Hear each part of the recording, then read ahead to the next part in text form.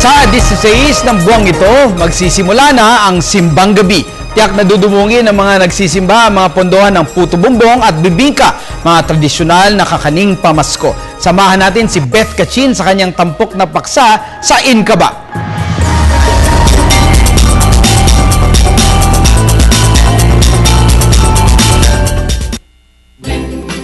Ngayong panahon ng Kapaskuhan, isa sa tradisyon ng mga Pilipino ay ang Simbang Gabi, na 9 na araw na novena bago magpasko.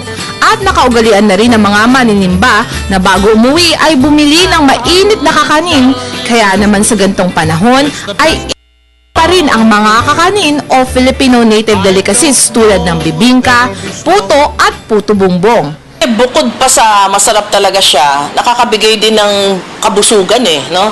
So, mga Pilipino, pagka malamig, gusto nila yung busog sila kasi parang pinalalaban nila sa lamig. Kaya naman binisita namin ang kilalang tindahan ng mga kakanin para mas lalo pang makilala ang mga patok na pagkain ito. Bakit nga ba patok pa rin ito sa mga Pinoy? Sanay na tayo nung meron tayong, alam mo na, mahilig tayo talaga sa pagkain.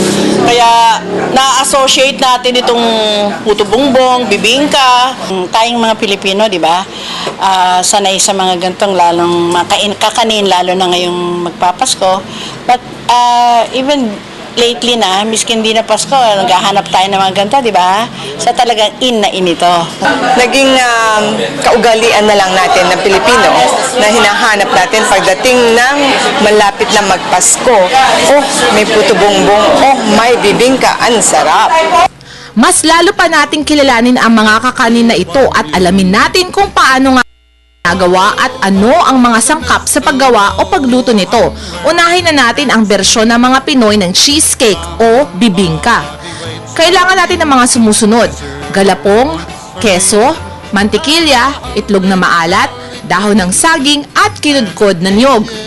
Ang galapong ay gawa sa giniling na bigas. Hinahaluan ito ng egg yolk at baking powder. Pag nahalo na ito ng mabuti, lagyan na ang dahon ng saging at ilagay sa horno. Sunod, lagyan ito ng keso at itlog na maalat. Pagkatapos ay takpan na ito.